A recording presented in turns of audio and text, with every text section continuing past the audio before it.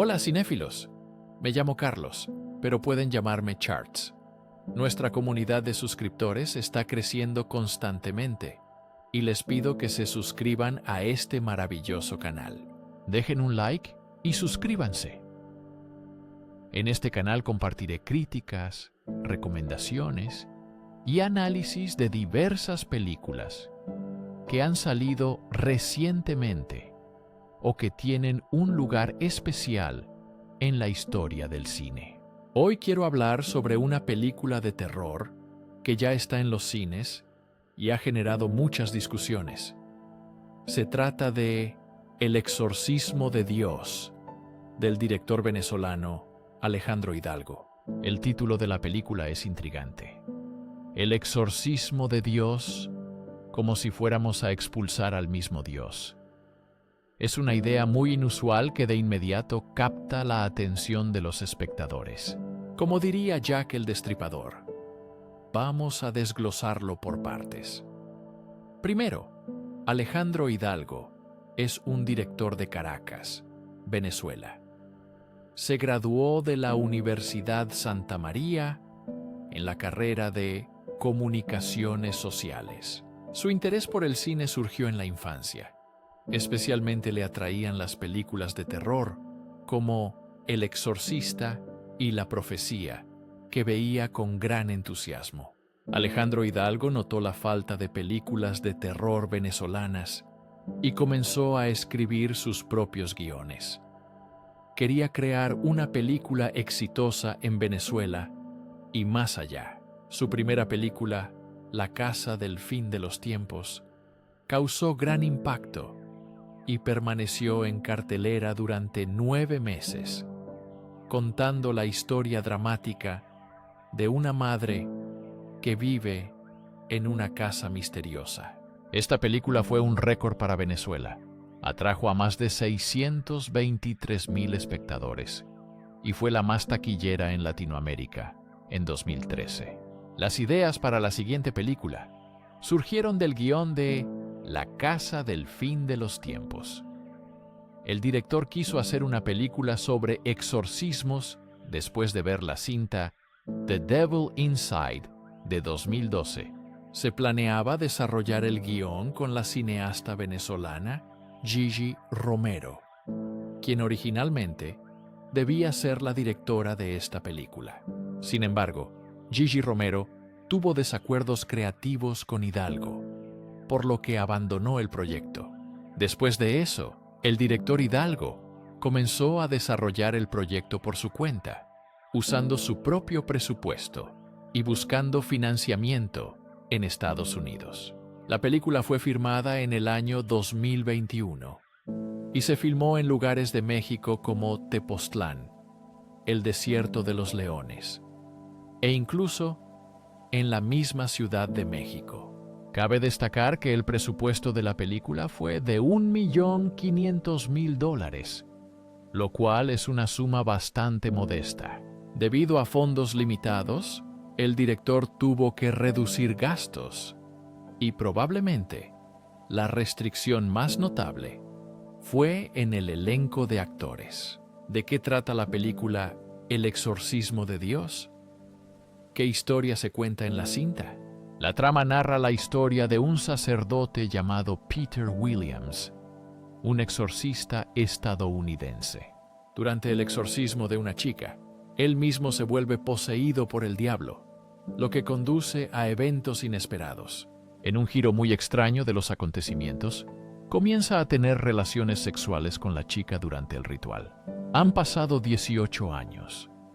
Este exorcista se ha alejado completamente del escándalo. Expulsó al demonio de una chica, pero tuvo una relación íntima con ella en ese momento. Fue muy extraño. Vive con culpa y complejos. Se mudó a un pequeño pueblo mexicano para trabajar con niños y pobres. De repente nota que el mal ha regresado a este pueblo.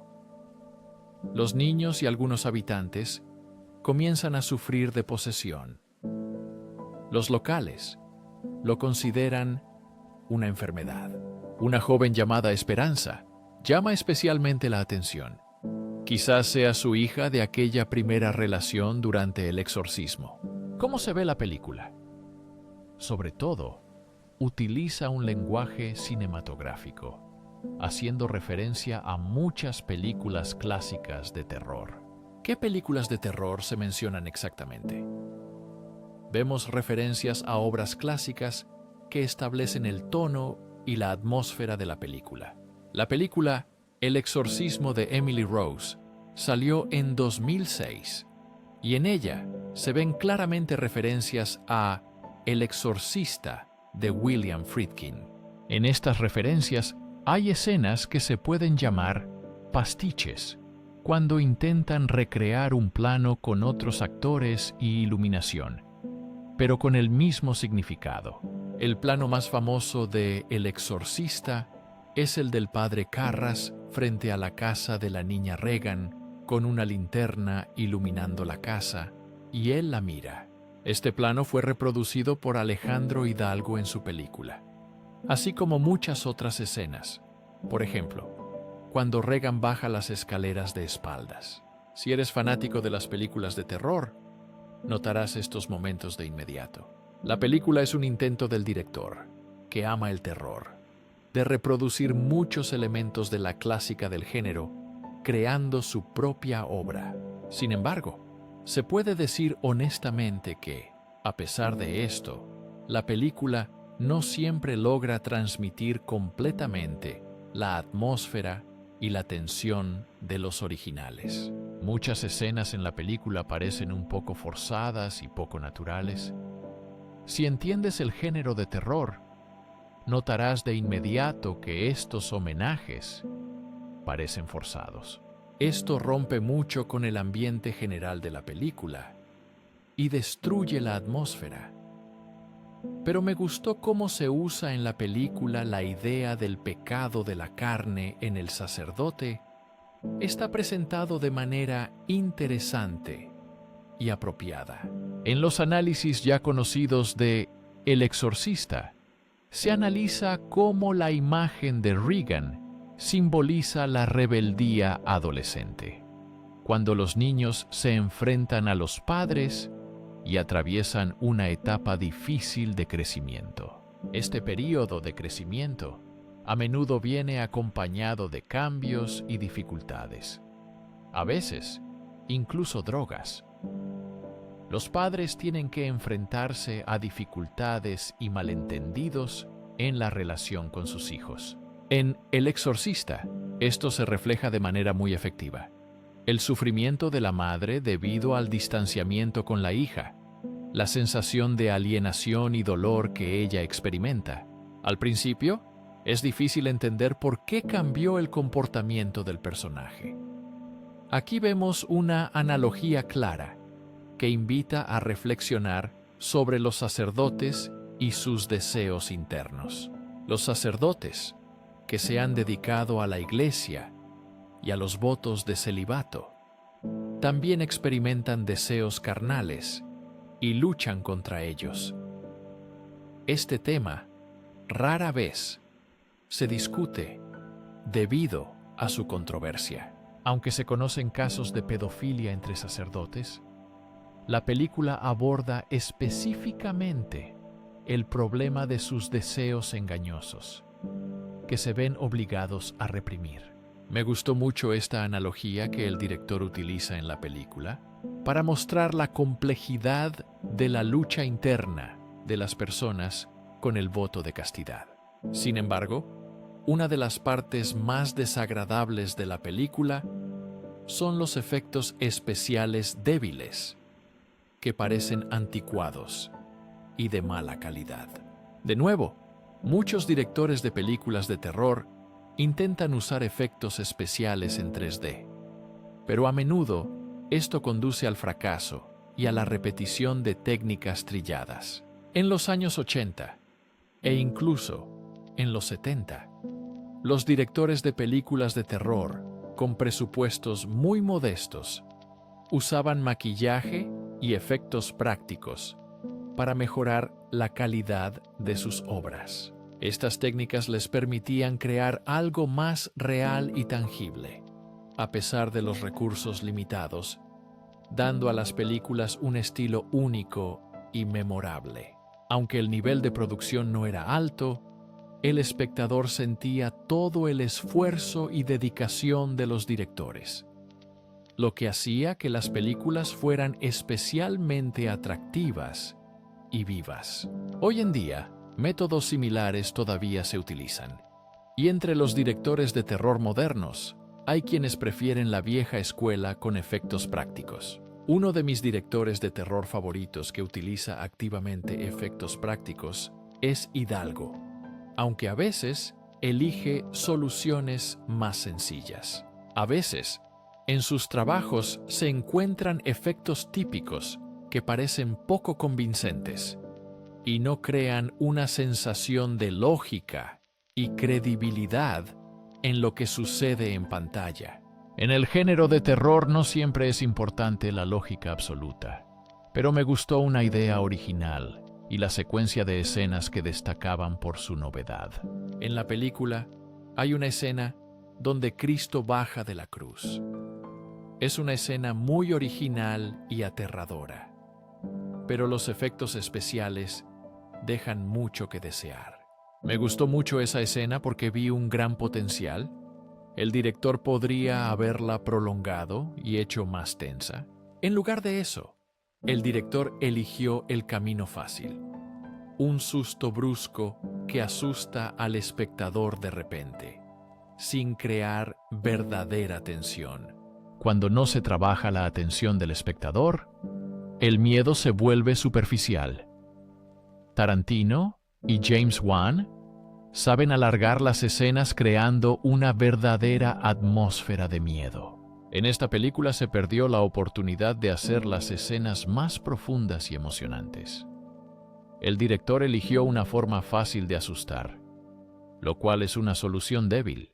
Además, la actuación arruina mucho la película, especialmente sus reacciones, la voz y la interacción parecen artificiales y poco naturales. Si miras con atención, notarás que las emociones de los personajes parecen falsas, lo que disminuye la impresión general de la película.